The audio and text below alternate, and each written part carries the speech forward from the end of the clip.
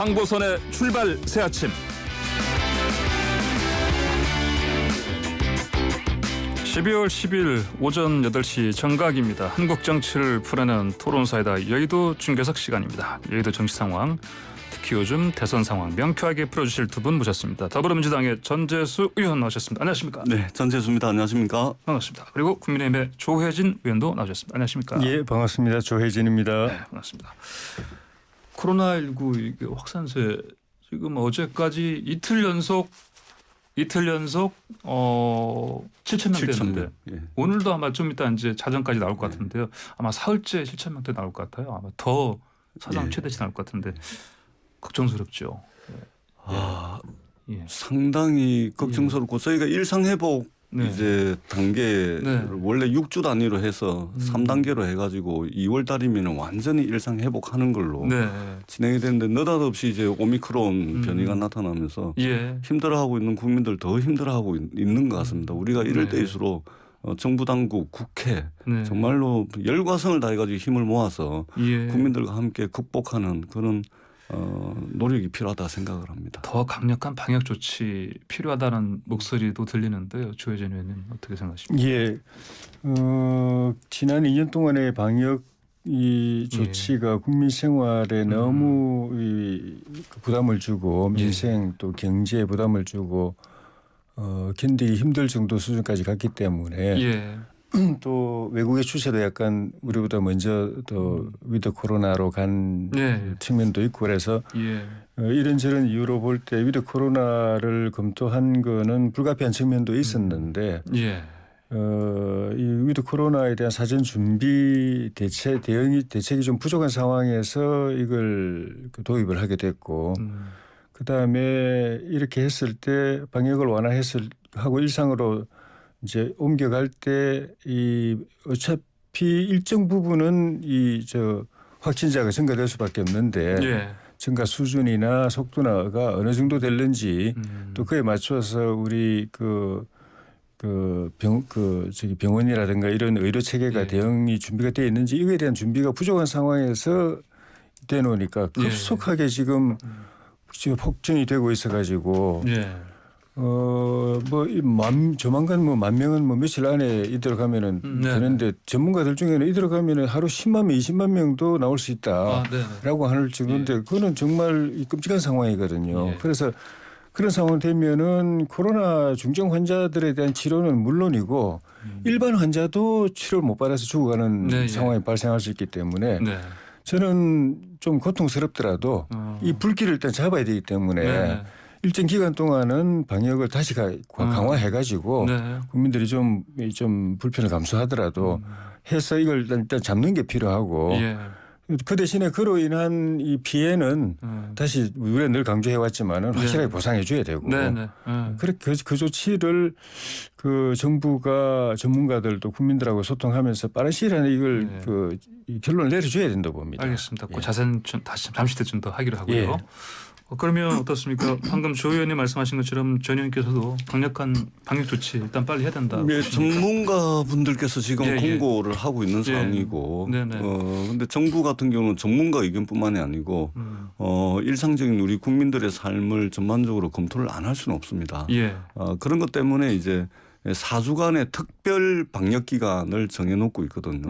그렇기 때문에 요 4주간의 특별 방역 기간을 보고서 다시 일상회복 위드 코로나를 되물릴 것인지 안 물릴 것인지 아마 좀 종합적으로 검토를 해서 결정을 할 것 같고요. 다만 이제 되돌리기에는 우리 국민들의 삶이 너무 피폐해져 있고 또 소상공인 자영업자분들의 고통이 이루 말할 수 없는 상황에 처해 있기 때문에 좀 신중하게 검토하되 정말로 10,000명을 넘어서고 20,000명 이렇게 가면 조금 힘들 수는 있겠지만 그런 부분은 충분히 검토 가능하다 이렇게 생각을 합니다. 알겠습니다. 그럼 조혜진 의원님, 청소년 방역 패스 이거 내년 2월에 도입한다는데 지금 반대 목소리가 높습니다. 이거 늦추는 게 맞습니까? 어떻게 생각하세요? 정부는 이렇게 위드 코로나 이후에 이 확진이 폭증하는 원인 중에 하나가 이제 12, 18세 이 특히 이제 초중등 고등학교 청소년 이 연령대에 이 접종이 제대로 안 됐다. 이게 원인 진단 중에 하나를 그쪽에다 두고 이걸 빨리 해야 된다고 생각하는데 이 학부모들은 또 생각이 틀려요. 일단은 백신 책에 대한 불신이 있고 그다음에 그 크고 작은 부작용에 대한 이 걱정이 굉장히 큽니다. 일반인들보다도. 입시를 앞두고 있거나 뭐 고3 수험생이 되거나 아니면 지금 같은 경우는 이제 기말고사 기간인데 백신 패스를 내년 2월부터 적용하게 되면은 그 지금부터 사실상 강제 접종에 들어가는 셈인데 선택의 여지 없이 그 접종을 왜냐하면 아이들에게 있어서는 학원이 뭐 우리가 교육에 그 좀 문제가 있는 시스템이지만 현실적으로는 학원 수업이 그 아이들에게서는 결정적으로 중요한 게 현실이거든요. 그런데 백신 안 맞으면은 학원 못 다닌다. 그러면 학습에 진하게 결정적으로 이거는 이제 치명타를 가하게 되는 셈인데 그 백신에 대해서는 또 부모들이나 아이들이 불신이 또 다른 계층보다도 더 강합니다.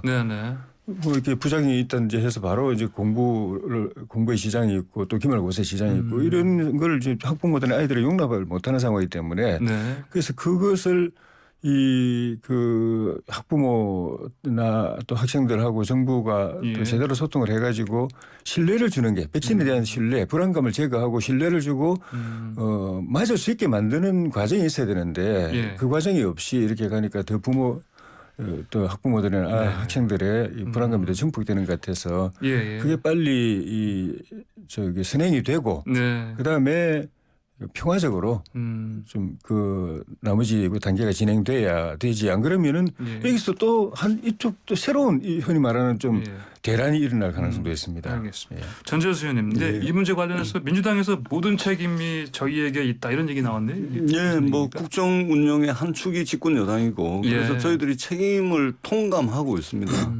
그런 측면에서 지금 당정이 아주 긴밀하게 협의를 하고 있고 특히 이제 어제 정원경 질병관리청장이 이제 특집 브리핑을 했습니다. 그래서 아주 학생 학부모 또 관련 단체 의견을 다시 청취를 해서 보완할 부분 보완하겠다 이렇게 말씀을 드렸고 조만간에 대책이 나올 겁니다. 그런데 이제 최근 2주 사이에 12살에서 17살 소아청소년 이분들 지금 이제 이 확진자가 지금 2,986명이나 나왔습니다.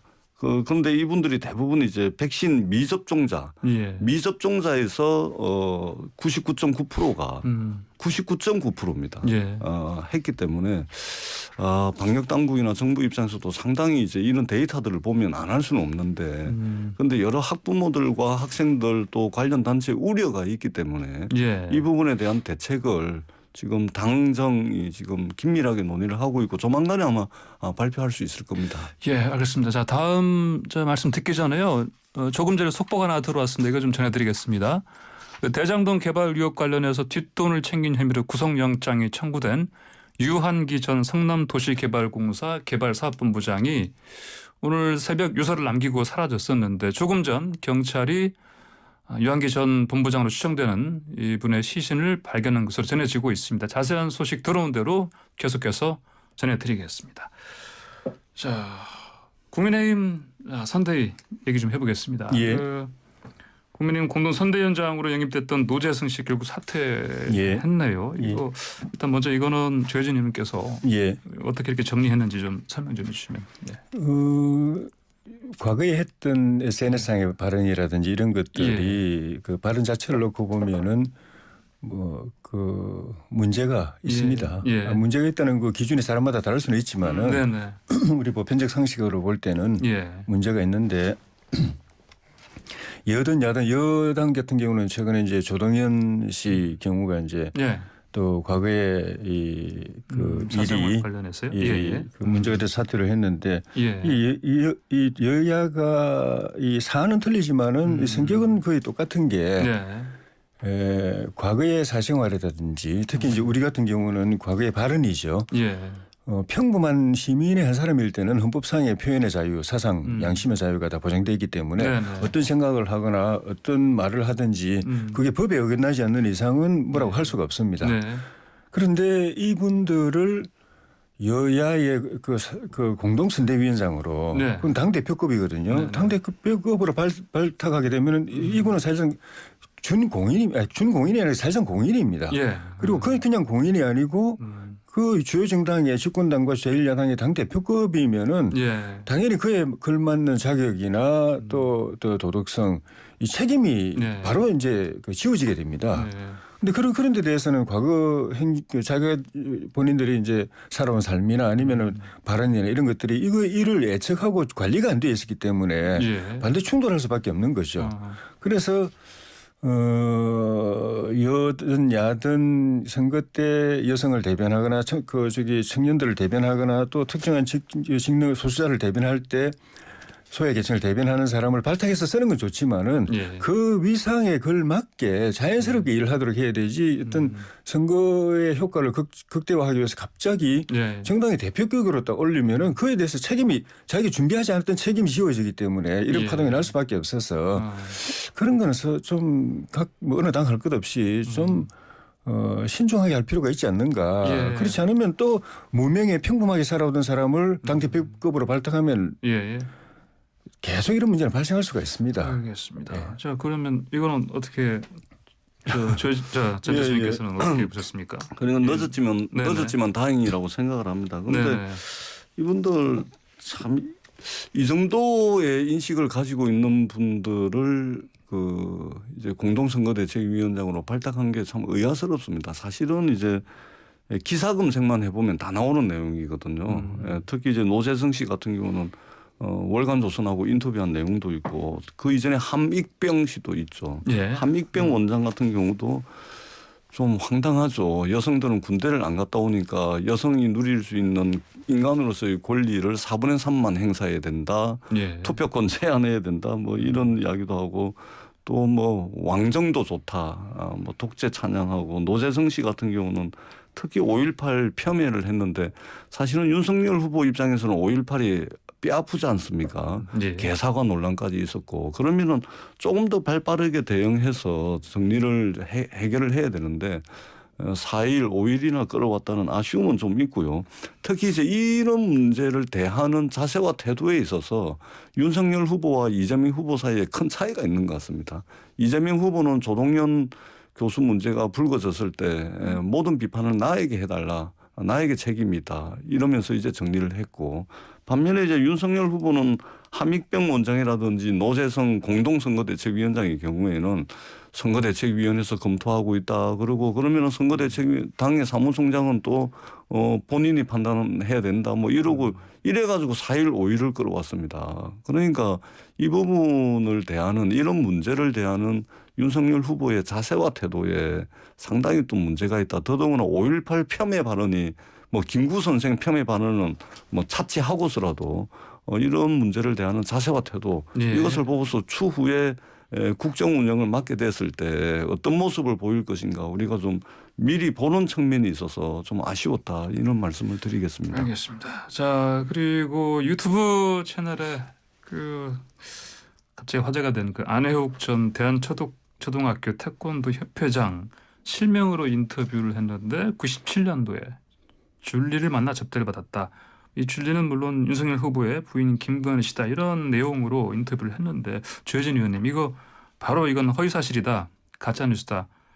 강력한 법적 조치하겠다 이렇게 나섰네요. 국민의힘에서. 네. 그러니까 뭐 본인이 이름사랑에 가서 술을 마셨든 뭘 했든 또 뭐 줄리한테 접대를 받았든 주원리한테 접대를 받았든 그거는 뭐 상관없습니다. 본인 문제니까. 그런데 그 사람이 김건희 씨다라고 이야기하는 순간에 그건 당연히 법적 책임을 져야 됩니다. 허위사실 또 불법 선거 개입 등등 여러 가지 죄명으로 법적 책임을 져야 되고 그건 뭐 당연한 건데 그보다 더 좀 개탄스럽다. 좀 어떻게 보면 참 그런 게 집권 여당의 당 대표를 지낸 분이 법무장관을 지낸 분이 이 저질 네거티브에 같이 또 개입을 해가지고 추미애 전 법무장관이요. 같이 이거 예. 저기 부추기는 걸 보고 예.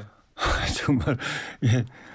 뭐 본인이 뭐 소리 때리는 그러니까 본인이 지난 그 과거의 행태로 국민들한테 민심의 회초리를 세게 받은 분이 더 회초리가 아직 더 뭐 모자라는 건지 더 받으시려고 그러시는 건지 정말 이 수준 미달의 행태를 보이고 계세요. 평범한 국민도 이렇게 그 상식에 어긋나는 짓을 하면은 욕듣게 돼 있는데 집권당 대표하고 법무장관까지 지낸 분이 이런 일에 같이 가세를 하고 법적 결국도 본인도 일정한 부분 저 법적 책임을 져야 될 부분이 있으면 그건 피할 수가 없을 겁니다. 우리 당이 아마 그 추미애 전 대표도 그 고발 대상에 포함시키는 것 같은데 그런 행태를 하고도 법 책임을 안 진다면 그건 있을 수가 없는 일이죠. 알겠습니다. 저는 정말 정치도 오래 해오신 분이고 뭐 집권당 대표하고 법무장관 할 때는 또 기본적으로는 자질과 자격이 있는 분이라서 했을 텐데 점점 하는 그 행동 양식을 보면은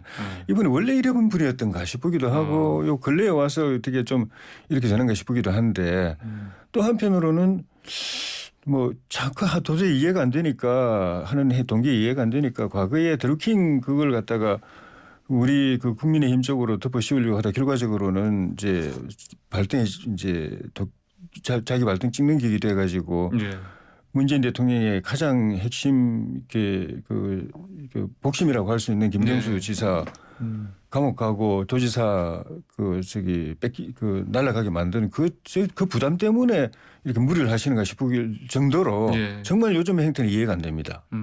알겠습니다. 저도 한 말씀 드리는 말씀 우리 사회 가짜 뉴스는 철저하게 응징하고 그에 따르는 법적 책임을 당연히 져야 된다고 생각을 합니다. 더더구나 가짜 뉴스는 우리 사회 공론의 장을 심각하게 흔드는 행위이기 때문에 발붙이지 못하게 해야 된다 이렇게 생각을 합니다. 다만 이것이 가짜 뉴스인지 아닌지는 특히 김건희 씨와 관련해서는 이제 고소 고발이 돼 있기 때문에 사실관계가 밝혀질 거라고 생각을 하고요. 다만 수사기관을 통해서 사실관계가 밝혀지기 전에라도 김건희 씨는 이제 국민들 앞에 나오셔야 됩니다. 이미 늦었습니다. 이미. 왜 그러냐면 예를 들면 지금 조혜진 의원님이나 저나 여기 앉아 있지만 국회의원들의 부인들은 국민 세금 10원짜리 하나 지원이 안 됩니다. 서울시장이나 부산시장 부인들 10원짜리 하나 국민 세금이 들어가거나 또 무슨 뭐 공식적인 뭐 직제가 있다거나 역할이 있는 게 하나도 없습니다. 그런데 대통령 영부인은 완전히 틀립니다. 나라를 대표해서 해외 순방도 가야 되고요. 또 청와대 부속실이라는 공식 직제를 통해서 인원과 예산이 투입이 됩니다. 그리고 그 장모에 대해서도 대한민국 정부가 경호를 하게 됩니다. 경호 대상입니다. 그렇기 때문에 지금 윤석열 후보 본인은 물론이고 본인은 빼놓는다 치더라도 장모와 처와 관련된 의혹들이 너무나 많습니다. 주가 조작부터 시작해가지고 양평동의 공영지구 개발 사업 뭐 이게 지금 한두 가지가 아니거든요. 특히 주가 조작 같은 경우는 이 내부 정보를 제공했던 사람 또 선수로 떼었던 사람 전부 구속이 됐는데 지금 돈을 댔던 김건희 씨만 지금 소환 조사도 안 합니다. 그리고 여기에 그 장모까지 지금 통정 매매를 했다는 의혹까지 있는 거 아니겠습니까? 그렇기 때문에 이 국민 세금이 들어가고 청와대 공식 직제를 통해서 지위와 역할을 보장받는 이 부분 그리고 또 그 가족들에 대해서는 경찰의 경호 대상이 되기 때문에 이런 문제가 불거졌을 때는 윤석열 후보 본인이든 김건희 씨든 나서가지고 소상하게 국민들께 설명하고 의혹들을 소상하게 밝힐 의무가 있는 겁니다. 그런데 지금 이제 선거 90일밖에 안 남았는데 아마 안 나올 모양인 것 같아요. 저는 하루라도 빨리 이미 늦었습니다. 나오셔가지고 소상하게 의혹들에 대해서 설명을 해야 된다 이렇게 생각을 합니다. 곧 나오지 않으시겠습니까? 나오시죠. 아니, 곧 나온다 이게 윤석열 후보께서 7월 달에 정치 참여 선언하면서부터 곧 나온다 계속했습니다. 이제 90일 남았거든요. 이러다가 선거 끝날 때까지 곧 나온다 하다가 뒤로 빠질 것 같아요. 안 나올 것 같아요. 저는 굉장히 우려스럽다. 예. 이런 말씀을 드리겠습니다. 그런데 안 나올 수가 없습니다. 나중에 대통령이 되면 지금 말씀하신 대로 공식적인 직제하에서 네. 그 청와대 제2부속실의 보좌를 받으면서 국내 국외에서 공식적으로 활동을 하게 되는데 안 나올 수가 없죠. 그 2달 전부터 그 말씀하셨다니까. 곧 나온다는 말씀을 2달 전부터 했다니까. 그거는 이제 민주당에서 곧 나오세요 계속 쪼으니까 더 이제 그 화제를 좀 키워준 측면이 있는 해가 거죠. 가기 전에는 뭐 나오시지 않으시겠습니까? 예, 우리 기대해 보시고요. 자, 이재명 후보 얘기 좀 하나 해보시죠. 계속해서 뭐 조국 사태 사과라든지 뭐 이런저런 큰 이슈 가지고 지금 현 문재인 정부와의 뭐 차별화 행보 보인다고 하는데 그 최근에는 사법시험 뭐 일부 다시 부활해야 한다. 근데 이게 노무현 정부 때 폐지했던 건데. 이거 40% 문제 어떻게 보시는지 일단 이거는 전 교수님도. 예, 당내에서 충분히 논의된 것이 아닙니다. 네. 예, 그다음에 이재명 후보가 이제 차고 넘치는 이제 정책적 컨텐츠가 많다 보니까 이제 그렇게 이제 말씀을 드린 것이고 이것이 당내에서 이제 충분히 논의된 것은 아니다. 그리고 또 이게 젊은 이제 2030 세대들과 유튜브에서 이제 이야기를 하다가 이제 아이디어 차원에서 또 뭐 구구절절하게 꼭 해야 된다. 이게 논리적 완결성을 가진 그런 주장이 아니었기 때문에 일단은 뭐 당내에서 뭐 논의가 충분히 되지 않았다 이 말씀을 드리겠습니다. 알겠습니다. 예, 이 문제는 어떻게 개인적으로 어떻게 생각하시는지요? 예, 저는 개인적으로 사실부활 찬성입니다. 안 그래도 그저께 저희 제가 상임위원장으로 있는 국회 교육위원회에서 공청회에서 이 문제가 그러니까 이재명 후보와는 관계없이 이 문제가 상당히 깊이 있게 여야 의원들 간에 토론이 됐는데 이게 혹시 뭐 생각 아닙니까 이재명 후보한테? 저는 그 로스쿨 만들 때부터 저는 반대했습니다. 개인적으로 그때는 국회의원은 아니었지만 반대였고 지금 상황에서는 법률가를 지원하는 다양한 연령, 다양한 계층, 다양한 신분과 지위의 국민들에게 자기의 연령과 또 직업과 처한 상황에 맞게 법률가로 될 수 있는 접근할 수 있는 길을 다각화해 주는 게 필요한데 로스쿨은 너무 단일하다. 그 점에서 사실을 부활해서 로스쿨은 어렵지만 사실을 통해서 또 법률가가 될 수 있는 사람들의 길을 열어주는 게 전 필요하다고 보는데 이제 여기서 이재명 후보든 뭐 민주당이든 좀 유의할 거는 이거를 무슨 뭐 이렇게 기득권층과 서민을 갈라치게 하는 제도로 접근했다거나 이거는 아마 굉장히 역풍을 맞을 겁니다. 왜냐하면은 이 흔히 로스쿨은 그냥 귀족적인 제도, 사실은 서민적인 제도. 뭐 로스쿨은 무슨 흔히 말하는 뭐 돈스쿨 그러고 또 그 사실은 이 뭐 신분 상승에 뭐 사다리 이렇게처럼 이야기하는데 그거 아닙니다. 로스쿨도 물론 비용은 많이 드는데 상당 부분 장학금으로 이제 충당이 되고 또 소수 또 이 특수 지위에 있는 사람들에 대한 배려가 있습니다. 사회적 약자에 대한 배려가 또 있습니다. 그 반면에 또 사실은 민주당이 우리 윤석열 후보 공격할 때는 하는 말이지만 사실을 공부할 수 있는 여건이라는 게 그게 보통 사람에게는 쉽지가 않습니다. 그러니까 사실 부활한다고 해서 아무나 서민들도 다 시험 볼 수 있는 제도다. 그렇게 접근하면은 또 낭패를 볼 거기 때문에 부활하는 거는 저는 찬성이지만 그런 식의 접근은 정치적 접근은 안 하는 게 좋다. 알겠습니다.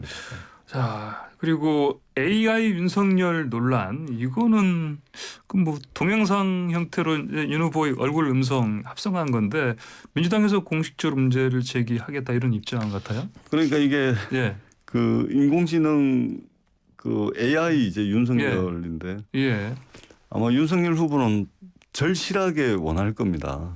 왜요? 원고 없이 일단 이야기가 안 되잖아요. 그다음에 윤석열 후보 제가 그동안 몇 달 동안 쭉 지켜봤는데 어떤 자신의 이 사고 체계 또는 사유 체계를 기반으로 해가지고 어떤 논리적 완결성을 가진 어떤 한 문장을 저는 이야기하는 걸 들어보지를 못했어요.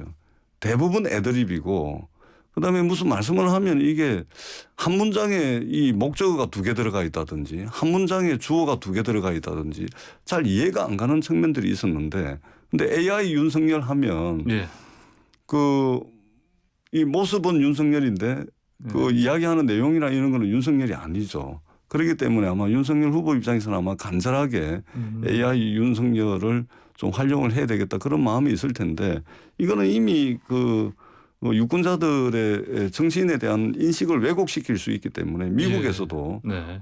이것은 이제 강력하게 지금 지금 하지 못하게 왜냐하면 정치인은 국민들에 대한 신뢰가 중요하잖아요. 하지도 않은 이야기를 똑같은 모습을 하고 나온 AI가 이야기를 한단 말이에요. 네. 그러면 이거는 그 굉장히 유권자들에게 혼란을 줄 수가 있고 또 정치인에 대한 신뢰 하지 않은 이야기도 하게 만들고 뭐 이러기 때문에 이 부분에 있어서는 우리가 좀 제한을 하는 것이 맞겠다 이렇게 생각합니다. 조혜진 의원님 중앙선관위에서도 이거 검토 필요한 사안이다 이런 입장을 밝혔는데 예, 검토가 필요하다고 한 게 중립적인 답변을 한 셈인데 이 사태를 보면서 저는 격세지감을 느낍니다.